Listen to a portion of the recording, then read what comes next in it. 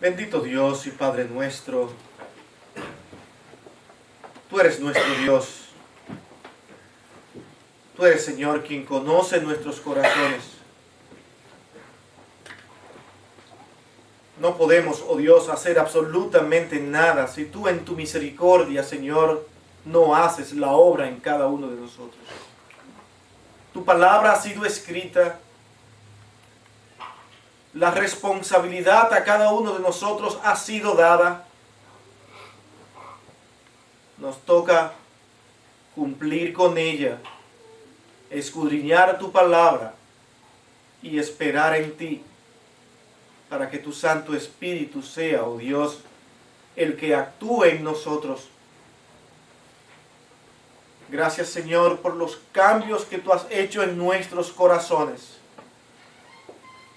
por el acercamiento que hemos tenido contigo, porque esto, Señor, es lo que nos fortalece, es lo que nos ayuda a establecer una comunión sana contigo, cuando nosotros como tus hijos nos dejamos dirigir por tu Santo Espíritu y a través de lo que tú, oh Dios, nos has indicado en tu palabra. Cuídanos y guárdanos y utiliza, oh Dios, a tu siervo en este momento para tratar el tema de hoy. En Cristo, tu Hijo amado, Señor, lo rogamos, lo suplicamos a ti con gracias, Padre. Amén. Amén. Mi amado, es interesante darle a conocer a ustedes que nosotros, como ustedes han podido notar, por lo menos una vez al mes, nosotros nos hemos dedicado en esta congregación a tratar de observar la vida de algunos de esos hombres del pasado que Dios con propósito utilizó para que su pueblo, sus hijos, pudieran entender quién era Él, quién es Dios. No podemos servir ni adorar a Dios si nosotros no sabemos quién es Dios. Esa es la razón por la que muchos dicen: yo creo en Dios, yo sirvo a Dios.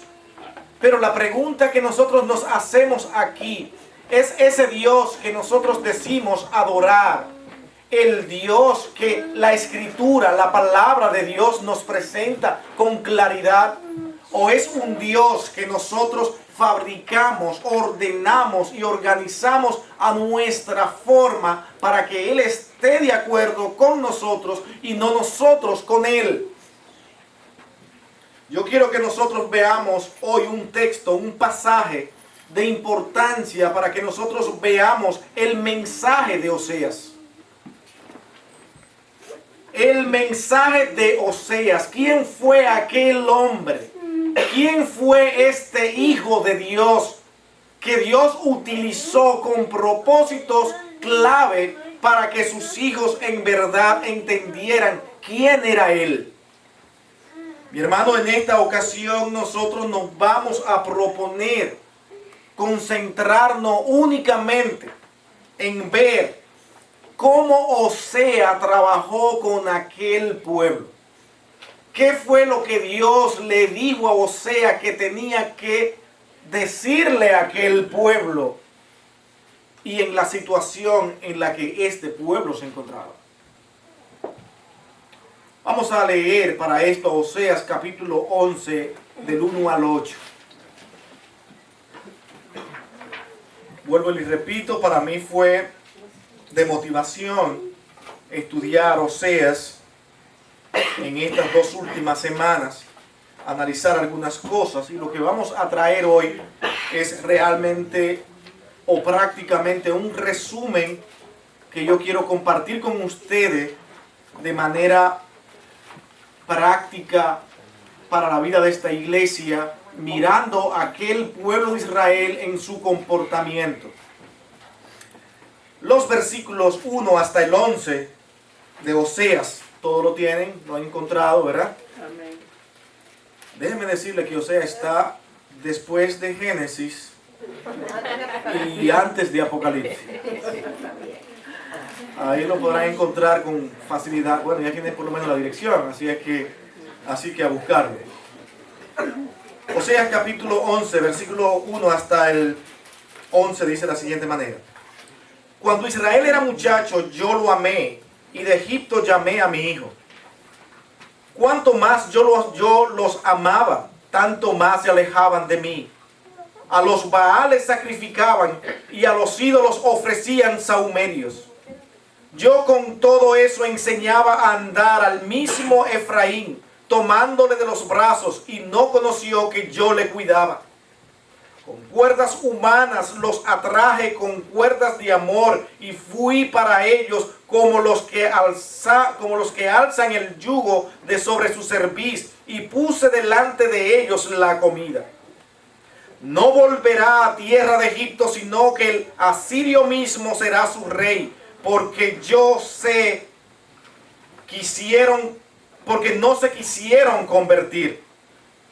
Caerá espada sobre sus ciudades y consumirá sus aldeas, las consumirá a causa de sus propios consejos. Entre tanto, mi pueblo está adherido a la rebelión contra mí. Aunque me llamen Altísimo, ninguno absolutamente me quiere enaltecer. ¿Cómo podré abandonarte, oh Efraín? Te entregaré yo, Israel. ¿Cómo podré yo hacerte como Adma o ponerme como Saboín? Mi corazón se conmueve dentro de mí, se inflama toda mi compasión. No ejecutaré el ardor de mi ira, ni volveré para destruir a Efraín, porque Dios soy y no hombre. El santo en medio de ti, y no entraré en la ciudad. En pos de Jehová caminarán, él rugirá como león, rugirá, y los hijos vendrán temblando desde el occidente. Como ave acudirán velozmente de Egipto y de la tierra de Asiria como paloma, y los haré habitar en sus casas, dice Jehová. Con este texto leído, yo quiero que nosotros analicemos algunas características específicas de Oseas. Su actitud frente a aquel pueblo por orden de Jehová.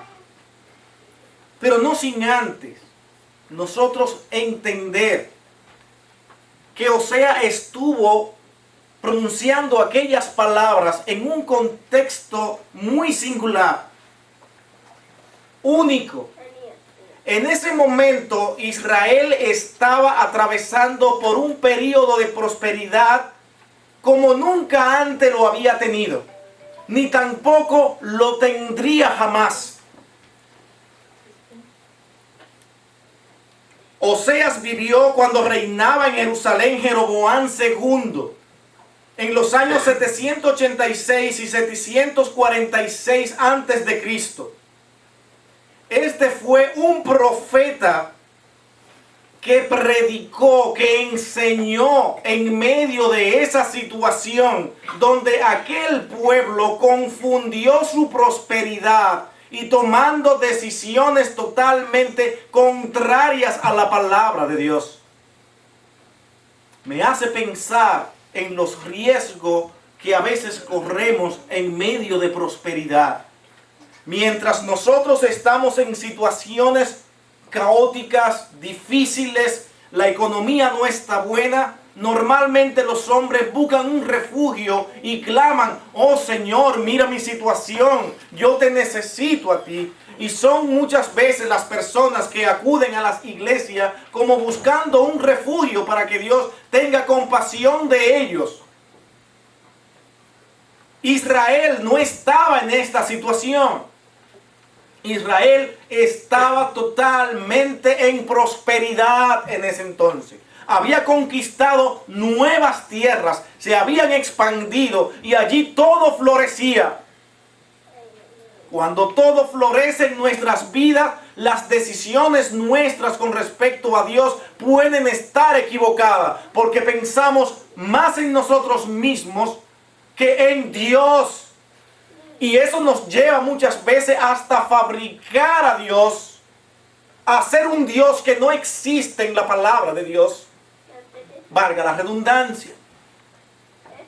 Señores, es de mucha importancia que ustedes entiendan el Dios que ustedes realmente dicen servir. ¿Quién es ese Dios que yo amo? ¿Quién es ese Dios que yo sirvo? ¿Es realmente el que Dios me presenta en mi palabra? ¿O es un Dios que yo he fabricado?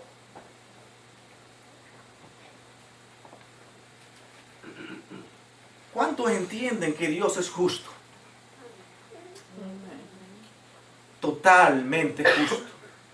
¿Cuántos entienden que Dios es amor? Totalmente amor. Cuando es amor, es el amor más grande que puede existir. Pero también cuando es justo, es el más justo sobre la tierra. Es totalmente justo. Él nada lo es a media. Él no es medio justo ni tiene medio amor. Dios es totalmente amor y también es completamente justo. Por eso es que no entendemos a Dios muchas veces. Algunos prefieren inclinarse más en ver a Dios como aquel Dios amoroso, como aquel Dios que conoce nuestros corazones y que nos ama en medio de todas las situaciones. Eso es verdad, pero Dios también, por ser justo, castiga.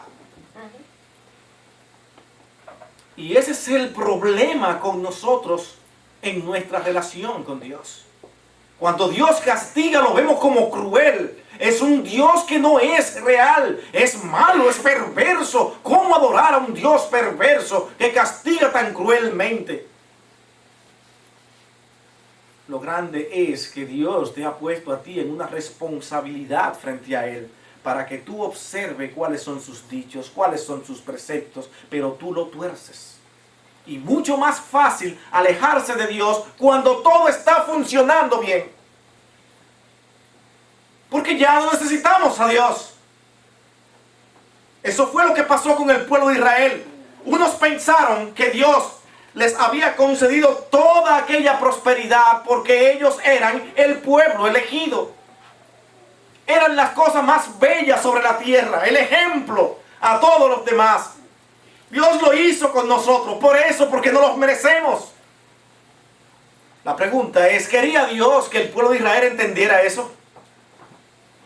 ¿O no fue todo lo contrario? Enseñarle que ellos no se merecían nada y que solamente por misericordia podían ser lo que eran. No, ellos se confundieron al estar en prosperidad. No, es que todo esto no lo merecemos por lo bueno que somos. Es que Dios no puede vivir sin nosotros. Parece que eso continúa siendo igual en algunos judíos en la actualidad. Qué chismosos somos acá, ¿no? Pero es lo que estamos viviendo, es lo que vemos. Nada más basta ver, observar eso y ver cómo continúan exactamente igual como el primer día.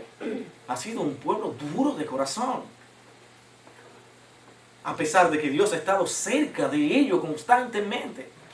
Mostró su gracia, mostró su misericordia. Oh no, tu misericordia la muestra porque no los merecemos.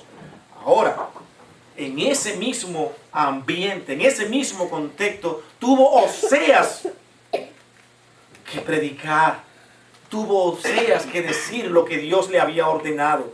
Otros, en ese mismo tiempo, se atribuyeron la libertad de ir y adorar a Baal y a Asera, dioses paganos de los cananitas. Por ello es que estamos tan bien, no por ese Dios que nos han pintado. No es por ello. Cuando decidimos ir y participar en aquellas fiestas y adorar, entonces fuimos bendecidos. La prosperidad no siempre nos llega porque viene de parte de Dios. ¿Verdad que es buena lección esa? El hecho de estar próspero no quiere decir, oh, es que esa persona está muy bien con Dios. Israel estaba alejado de Dios, adorando a otros dioses, fornicando con otros dioses. En vista de esta situación, ¿cuál fue el mensaje de Oseas entonces?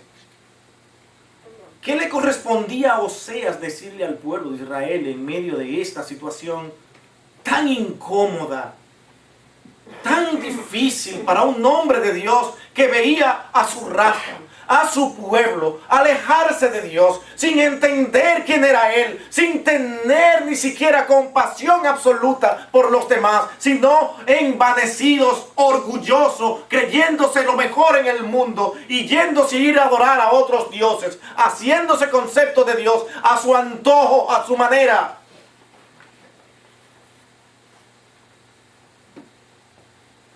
¿Cuál fue el mensaje de Oseas? Primero, Oseas fue prácticamente un aguijón para el pueblo, porque predicó contra la corrupción. Tenía que hacerlo. Tenía que enfrentar a aquel pueblo vanidoso y orgulloso. Y venir y acusarle directamente a ellos de sus faltas. En Oseas capítulo 4, 1, 2. Oseas capítulo 4, versículo 1 y 2 nos dice de la siguiente manera. Como está en Oseas, creo que es fácil para usted encontrarlo ahora. Dice, no hay verdad ni misericordia ni conocimiento de Dios en la tierra. Perjurar, mentir, matar, hurtar y adulterar prevalecen. Dice él, y homicidio tras homicidio se suceden. Mi hermanos, la situación era difícil. ¿Observan todo lo que había en este pueblo? Todo lo que se tenía que ver a diario. Sin embargo, había prosperidad. No pierdan el contexto. Había prosperidad. ¿Cuántos impíos no son los que están prósperos en cantidad? Dinero que les sobra hasta más no poder. Y muchos de ellos dicen, oh, Dios me lo ha dado. ¿Realmente es así? Aquel pueblo estaba sumido en pecados horribles. Eran ladrones, adúlteros, homicidas, alejados totalmente de Dios. Esta era la acusación de Oseas. Oseas hizo no nada diferente a lo que otros hombres hicieron también. Otros hombres tuvieron que hacer lo mismo para instruir a aquellos que decían servir a Dios.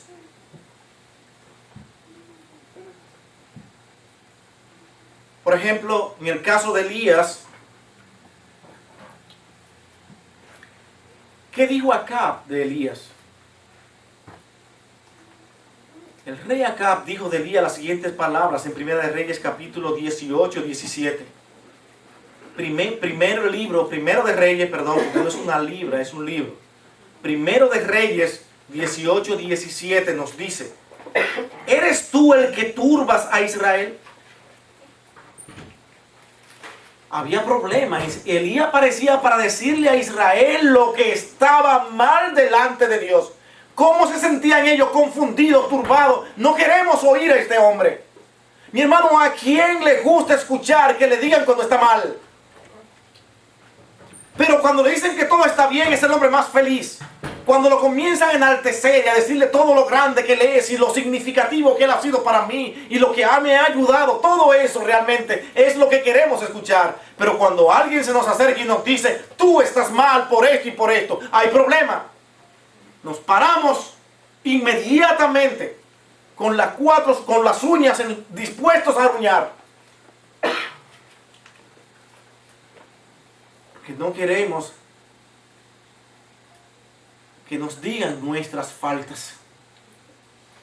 ¿Eres tú el que turba a Israel? Decía acá, aquí hay un problema, me estás turbando el pueblo, tengo problema contigo. En Tesalónica dijeron asimismo de los cristianos, y vamos a Hechos 17:6. ¿Qué dijeron de los creyentes en estos textos? Estos que trastornan el mundo entero también han venido acá de los creyentes. Mi hermano, somos un problema, ¿pueden notar eso? Los hijos de Dios somos un problema y cuando no lo seamos es porque en verdad hay problema.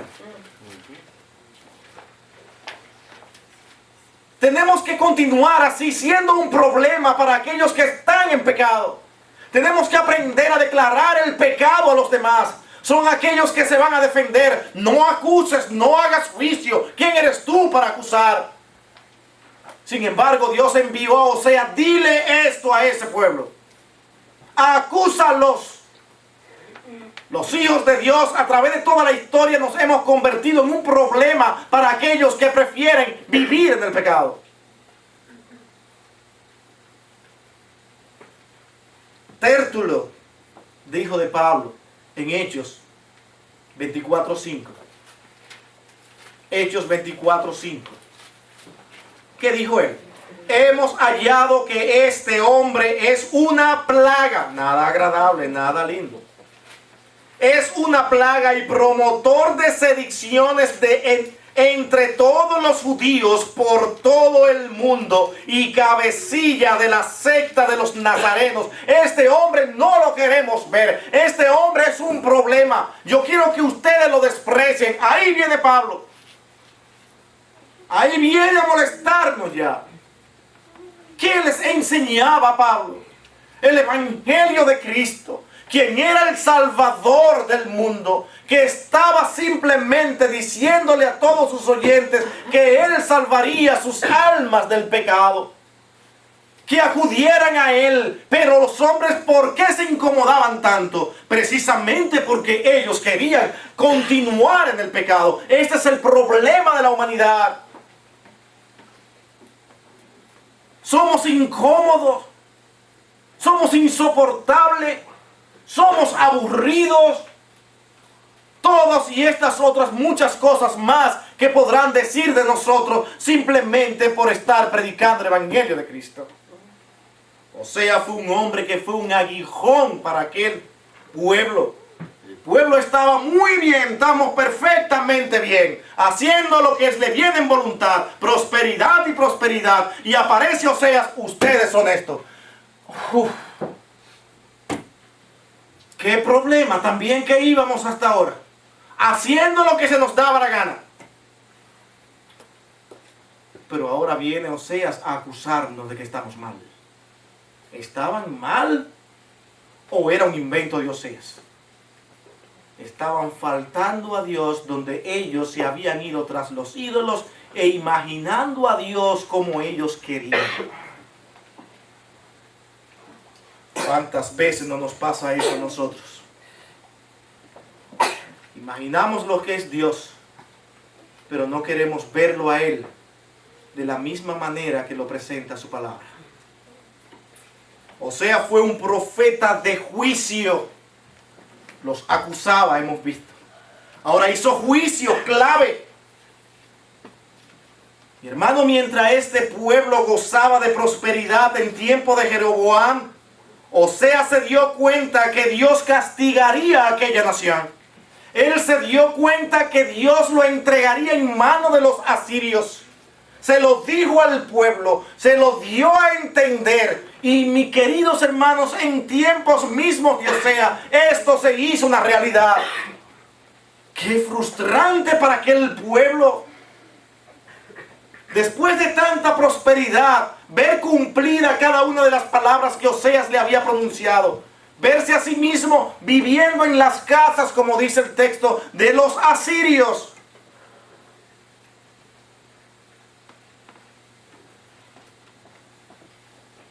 En Oseas 13:16 nos dice lo siguiente de la capital de Samaria, hablando de lo que habría de pasar en aquel lugar. Oseas es más específico, capítulo 13, de lo que pasaría en esta invasión, en este poseer de esta nación por parte de los asirios.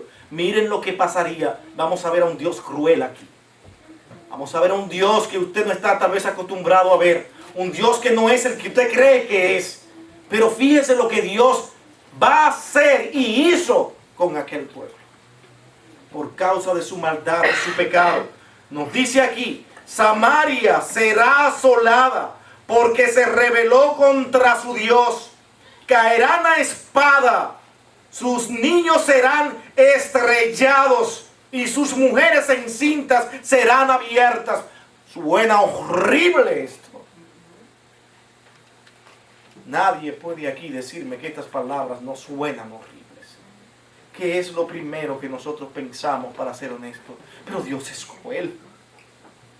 ¡Qué cruel es Dios! Ese es el argumento que usan los impíos cuando ven textos como estos, porque ellos quieren un Dios a su manera, no como el Dios que realmente es. Dios, cuando tiene que tomar carta en un asunto, la tomará a su manera, no a la suya, no a la nuestra. Puede ser cruel para nosotros, pero Dios hará justicia, porque es lo que nos merecemos, y más de ahí, por haber ofendido la santidad de Dios. Aquel pueblo estaba feliz en toda su opulencia. Feliz, contento, porque Dios le había pedido, según ellos, le había puesto en una posición muy estable y próspera. Pero se olvidaron de Él por la prosperidad. ¿Cuántos no son los que anhelan tener y tener y tener? Y vivir para alcanzar y alcanzar y lograr cosas. Pero eso es todo lo que quieren de Dios.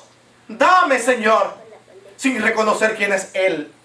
Sin entender todo lo que Él significa al pedirle que le sirva y que se humille ante su presencia. ¿Cómo podemos tener a Dios simplemente como aquel al que venimos a Él para pedirle? Como si Él fuera una lámpara de Aladino.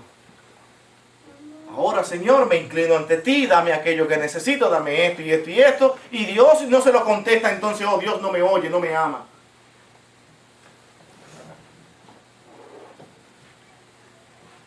Quizás, tercer encabezado, quizás, Oseas, quizá mejor que ningún otro profeta del Antiguo Testamento, Oseas habló del amor de Dios. Qué cosa más extraña. Acaba de hablarle de juicio, de lo que vendría, y a la vez entonces le habla de amor. ¿Qué dijimos al principio? Que Dios es un Dios justo y que Dios es un Dios de amor. Pero eso es Dios en las dos partes. Eso es Dios. Dios está compuesto de esas dos formas. Dios no está compuesto de solamente amor, como muchos se inclinan, y de solamente justicia. Inclinarse hacia el lado de la soberanía de Dios, de la justicia de Dios, sin ver el amor de Dios, es completamente errado. De igual manera, inclinarse únicamente hacia el amor de Dios y descuidar todo lo que es Dios en su soberanía y la responsabilidad que tenemos nosotros frente a Él, también está equivocado. Está equivocado porque Dios es las dos cosas a la vez. Dios no sería Dios si no tuviera justicia. Dios no sería Dios si no fuera completamente amor.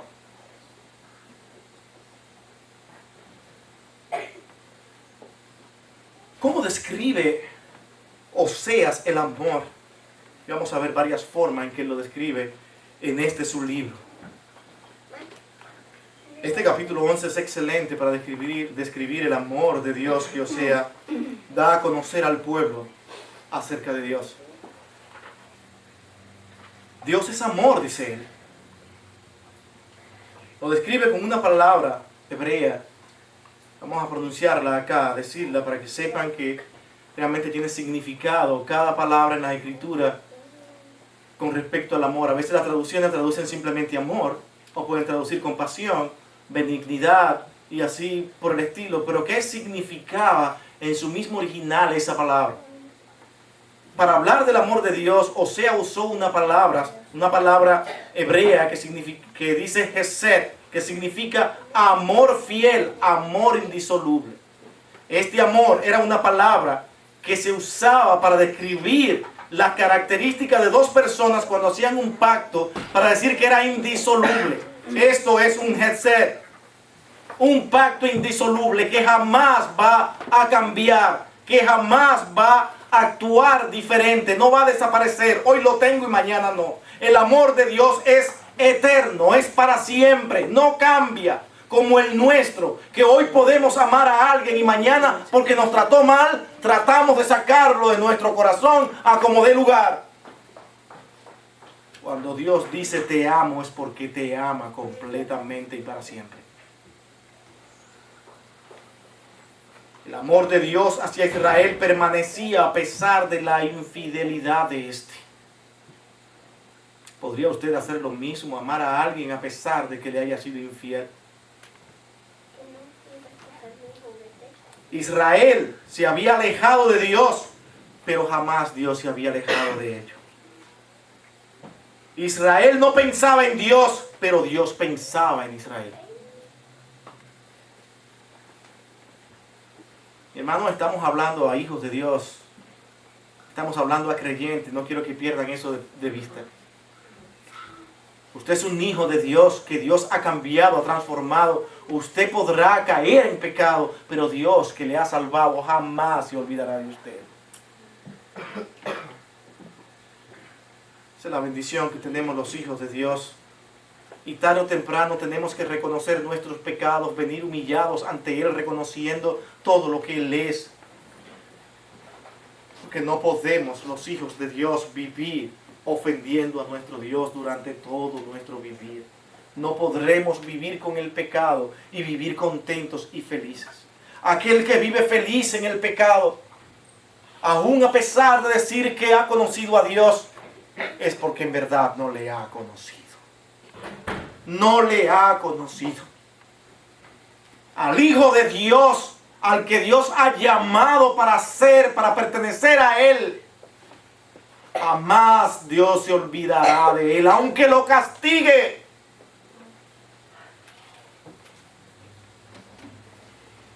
O sea, describe el amor de Dios con otra palabra que también es típica en este libro de él, en este libro que él tiene. Y es la palabra rechem, que significa compasión, como traduce a sí mismo la Reina Valera. Pero ¿qué tanto implicaría esta palabra en tiempos de Oseas? ¿Qué él estaba diciendo? ¿Con cuánta profundidad él quería que los hijos de Dios en Israel entendieran ese tipo de amor que Dios tenía? Y hermano, esta palabra nos llega de la palabra matriz y todos la conocemos. Por eso era tan significativa esta palabra, porque estaba expresando aquello que solamente una madre podía sentir cuando un hijo salía de ella. En otras palabras, el amor de Dios es un amor profundo, es un amor de entrañas. Un amor tan grande que nosotros no podemos explicarlo. Nosotros creemos conocer el amor, pero no conocemos el amor tal y como Dios lo tiene en Él. Nosotros, a medida que nos acercamos a Dios, a medida que tenemos una buena comunión con Él, comenzamos a experimentar ese amor con los demás, como dice en 1 de Juan. Pero solo con una comunión a Él, porque en Él está el perfecto amor, un amor de entrañas. Oseas además describe el amor hacia su pueblo bajo la analogía del amor que siente el esposo hacia la esposa.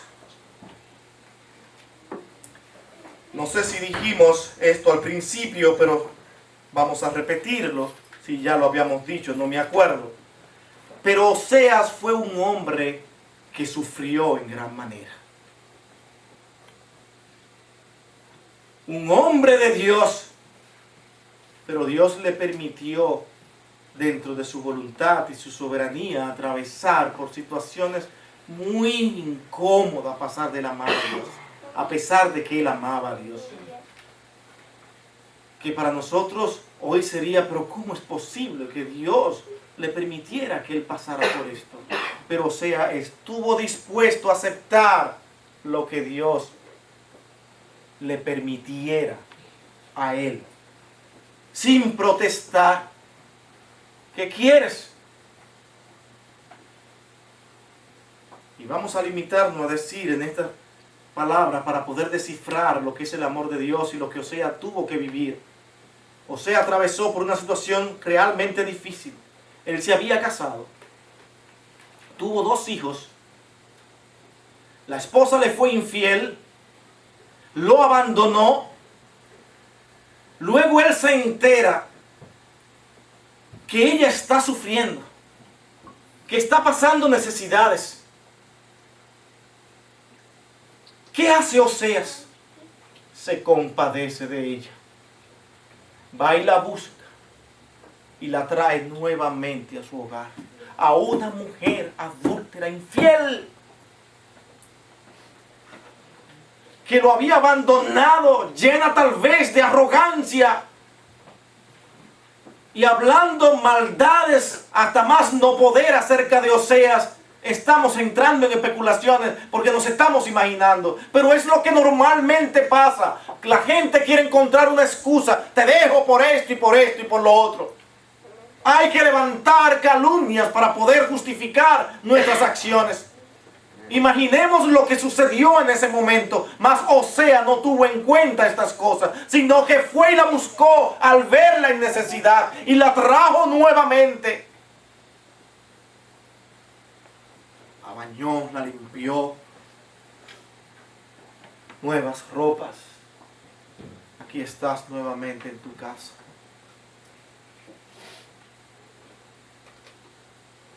Eso es amar. Eso es realmente amar. Así es el amor de Dios hacia su pueblo. Aunque el pueblo de Dios, yéndose tras el pecado y adorando a otros dioses, aún así Dios le seguía amando.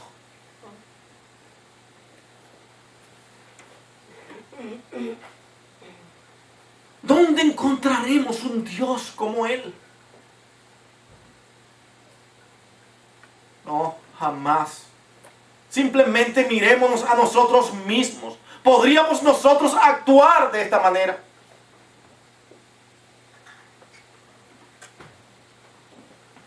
Oseas describe el amor de Dios hacia su pueblo bajo la figura del amor que un padre tenía hacia su hijo. Amamos a nuestros hijos con un amor tan profundo. Y muchos dicen que el de las madres es mucho más grande que el de los hombres. ¿Cómo se defienden, no? Pero lo grande es que estos padres aman a sus hijos y están dispuestos a hacer lo que sea por ello. Cuidarlo. Cuando no tienen el medio para satisfacerlo y darle algunas cosas que ellos necesiten, ¿cómo sufren los padres? Cuando ven que el vecino le pudo comprar a su hijo algo extraordinario, algo que es visible, que los demás ven que se lo pudo comprar y allí está su hijo que no puede tenerlo, los padres sufren todas esas tonterías. Porque ellos quieren ver como a su hijo que tenga lo que ellos piden, lo quieren ver bien.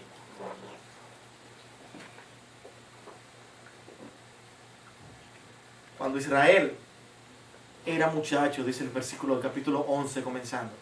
Observen lo que pasa aquí. Dios trata aquí al pueblo de Israel como algo, como si fuera una persona, indicándole nuestro trato es muy personal, eres tú y yo. En ese capítulo 11, el versículo 1, dice, cuando Israel era muchacho, yo lo amé, y de Egipto llamé a mi hijo, yo lo llamé, yo lo saqué de ahí. No quería verlo en la situación tan difícil que estaba viviendo. Y tal y como los hijos, tú te sacrificas por ellos, haces hasta lo imposible y luego te reclaman que tú no los quieres. ¿Es verdad o no, padres? Y ahí estamos nosotros con deseo de darle una tabanada. Porque que no nos queda de otra. Hacemos tantas cosas por ellos dentro de nuestras posibilidades y ellos nos dicen, tú no nos quieres. ¿Qué hizo el pueblo de Israel? Exactamente eso.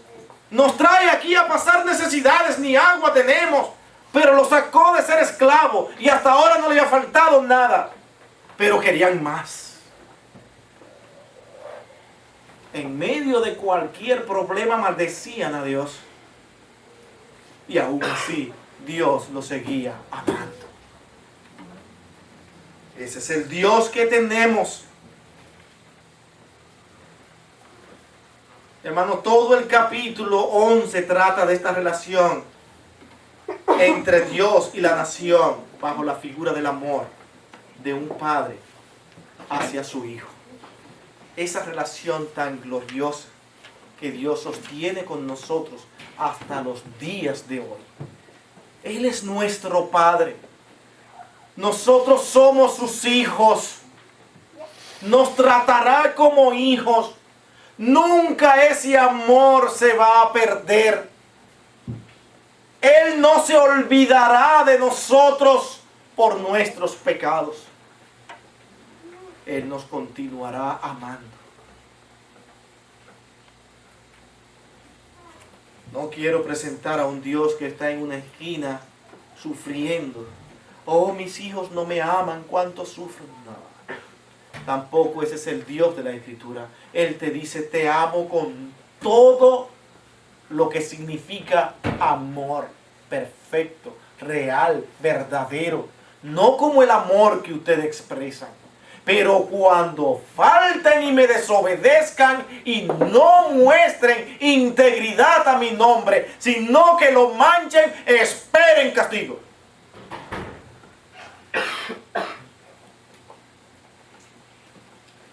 Esperen castigo de parte de Dios, porque Dios no pasará ningún tipo de pecado por alto que manche su presencia, que manche lo que Él en verdad es. Nosotros somos responsables de nuestras acciones y tenemos que engrandecer el nombre de Dios en toda actitud. Oseas, por último, fue un profeta de restauración. Primero comenzó acusándole, luego le puso juicio, luego le habla del amor de Dios de manera muy paradójica y ahora le enseña que todo lo que les ha acontecido va a ser para restaurarle. ¿Ve por qué Dios disciplina? ¿Por qué Dios permite que pasen cosas en nuestras vidas que a veces no nos agradan? Es para que aprendamos a cómo comportarnos. Nosotros muchas veces no aprendemos la lección y continuamos exactamente en el mismo lugar y clamando, pero Dios, óyeme. Mientras no me escuche, no habrá cese de mi justicia. Tienes que aprender y te continuaré enseñando de diferentes maneras. Algunos hijos de Dios por su maldad, después de verse próspero, como se vio Israel, pierden el trabajo, pierden tantas cosas materiales.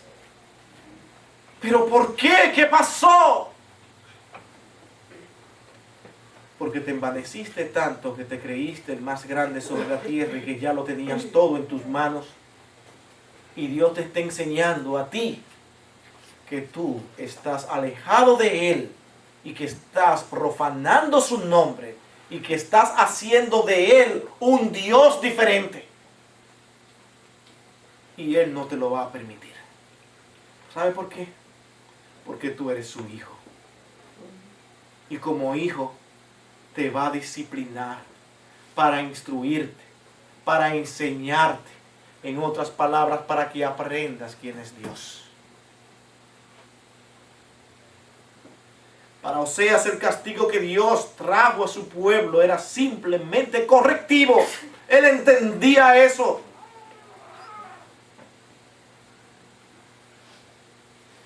La nación era purgada por sus pecados.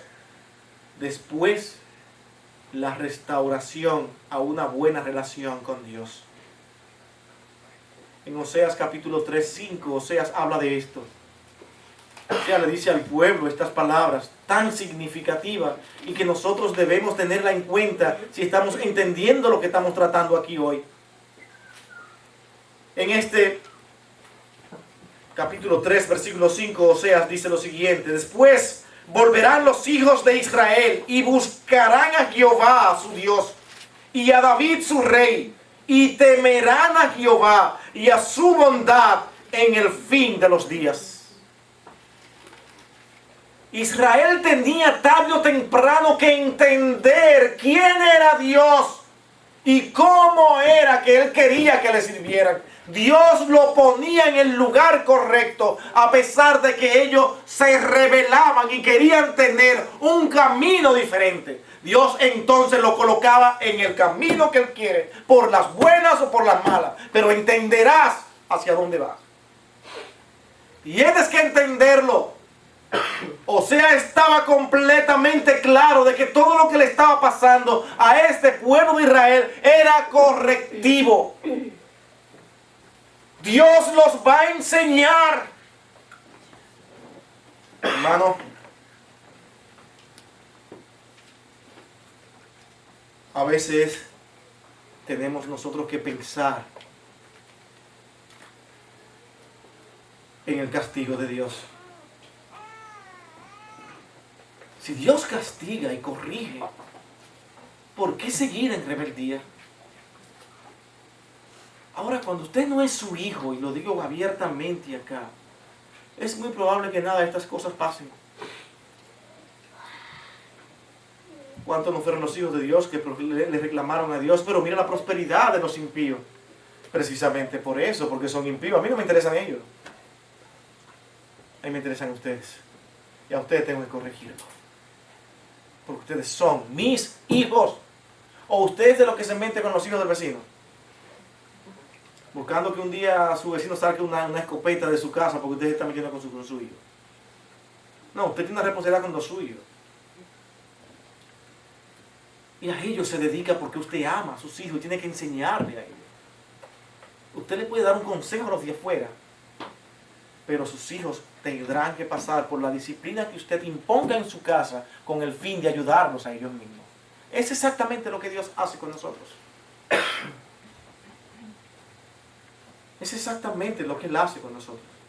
En Oseas 14:7 Él dice las mismas cosas para referirse a este pueblo perverso que se apartó de Dios. Dice, volverán y se sentarán bajo su sombra. En otras palabras, no le va a quedar de otra.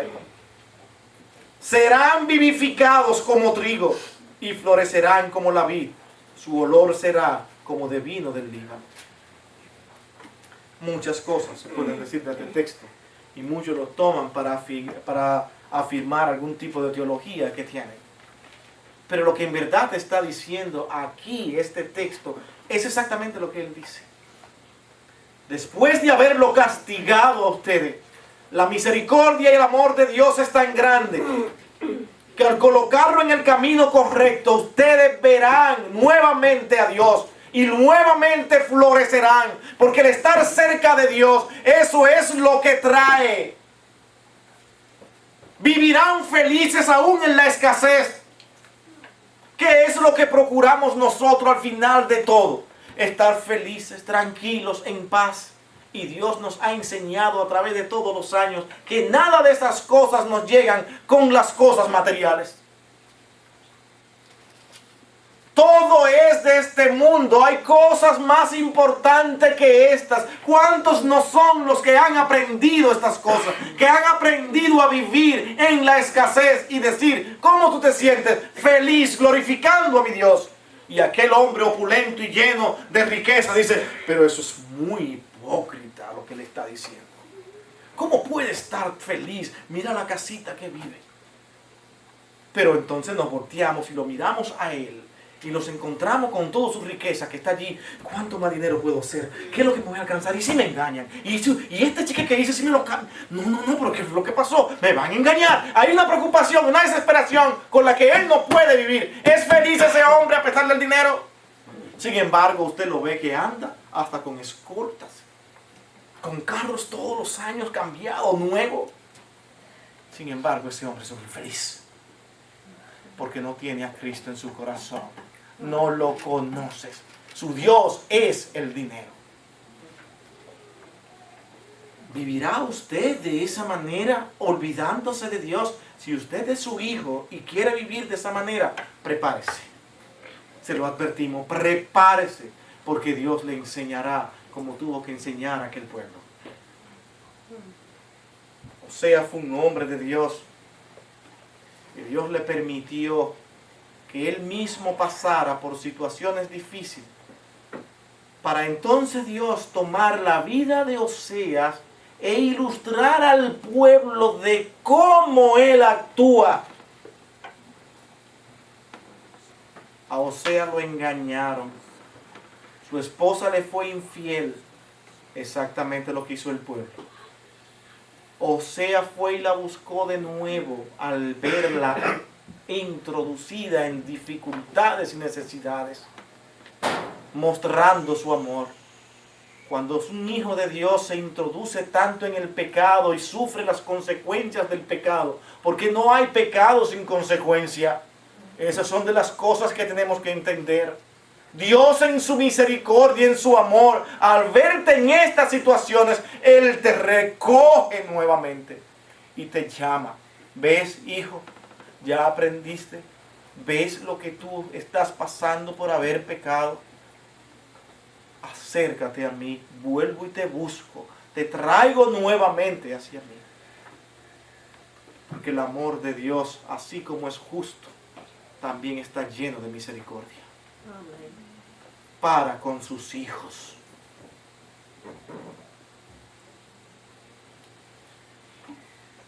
Es Oseas. En Oseas encontramos una hermosa combinación de exhortación, reprensión, amor y restauración.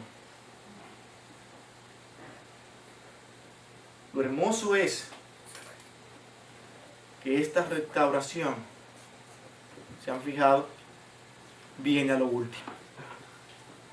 Al final nos llega la restauración. ¿Por qué pasar por tantas dificultades para que Dios nos instruya? Mi hermano, este sermón tiene el propósito de advertirle lo mismo que Oseas quiso hacer. Advertirle antes que esto pase. ¿Es usted como el pueblo de Israel, que hoy simplemente escuchará y dirá, no queremos escuchar a Oseas? O como dijeron muchos, ahí vienen los que nos están turbando, los que nos están trayendo problemas. Ahí vienen a hablar de sus cosas para que nos sintamos mal. ¿O es usted aquel que oye y dice, Señor, líbrame? Líbrame de mí mismo. Líbrame de mí mismo. Eso es lo que estamos haciendo. Usted no se da cuenta lo peligroso que es usted mismo. Si hay una cosa que yo le tengo miedo, terror, es a mi corazón. Cómo me engaña muchas veces. Cómo me hace hacer cosas que no son correctas. ¿A dónde? ¿A dónde me dirijo yo? ¿Cuál es mi camino? ¿O haremos lo que proponen los humanistas? Los principios me asustan. Muchas reglas. Y los finales siempre terminan trágicos. No escuches nada y vive tu vida. Y los hombres, ¡wow! Tremendo, qué bien, qué buen pensamiento. Simplemente te están diciendo, olvídate de Dios y vive como te dé la gana. Porque tú eres el importante. Al fin y al cabo, tú eres el ser más importante en esta tierra. Eres tú el único que tiene importancia. Eres tú el que tiene valor. Piensa en ti, olvídate de todo. ¿Qué dice la palabra de Dios? Que nuestras vidas deben estar inclinadas a Dios en su soberanía, en su dirección, en sus principios que Él quiere para mí.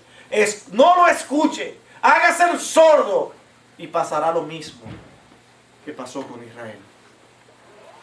Vendrán calamidades y problemas a su vida.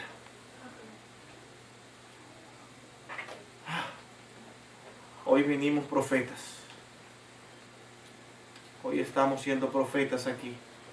Pero no porque yo me lo inventé, sino porque Dios nos ha enseñado a decirle al pueblo de Dios que esto es una realidad. Y amigos, mis hermanos en Cristo aquí, ¿han restaurado ustedes sus vidas? ¿Realmente están sintiendo que vienen aquí a perder el tiempo? ¿O estas son horas, minutos de importancias vitales para sus vidas? Hermanos, créanme con toda realidad que estas palabras, si usted hoy no le hace caso, se las repetirán un día a usted en el cielo. Yo apareceré en sus vidas diciendo estas cosas. ¿Te acuerdas cuando en aquella humilde iglesia este hombre de Dios te dijo estas palabras? ¿Y tú qué hiciste? Oh Señor, yo me mantuve pensando lo que me dio mi voluntad allí y haciéndole juicio a lo que él estaba diciendo. Y mirando en qué le estaba fallando. ¿A eso has venido tú aquí hoy? ¿O tú has venido a recibir la palabra de Dios y a percibirte de lo que te podría suceder si tú no obedeces a Dios? ¿Has restaurado tú tu vida? Hay cosas que cambiar en tu vida. Hay cosas que cambiar en tu vida. Hermano, y voy a hacer lo que normalmente no hago. Quiero que nos pongamos en pie. Nosotros juntos nos demos las manos y oremos en este momento. Vamos a orar. Vamos a orar como pueblo de Dios para que Dios restaure nuestras vidas. Que Dios sea quien realmente nos ayude a nosotros a poder glorificar su santo y divino nombre. Vamos a orar. Dámonos todos en comunión en este instante, mi hermano. Estamos ante la presencia de nuestro Dios. Oremos. Bendito Dios y Padre nuestro, glorificado seas tú, Señor. Oh Dios, perdona nuestros pecados, Padre. Queremos venir ante ti con nuestro corazón en las manos, sabiendo, oh Dios, que somos insuficientes. Queremos, oh Dios, vivir a la altura de lo que realmente debe ser un hijo tuyo. Oh Dios amado. Tú eres nuestro Señor. ¿A dónde iremos sino a ti? ¿A dónde podremos ir, Padre? Señor, te ofendemos a diario. Te faltamos. Señor, perdónanos. Perdónanos, Padre, y ayúdanos a poder glorificarte a ti. Que hoy sea un día glorioso. Un día en que nosotros, oh Dios, apartemos completamente para ti. Y que digamos, Señor, hoy quiero servirte con todo mi corazón. Que estas palabras, oh mi Dios, no se vayan en vano. Ten misericordia, Señor. Ten misericordia de tu pueblo.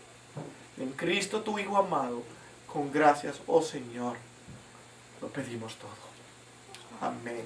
Y amén. Amén.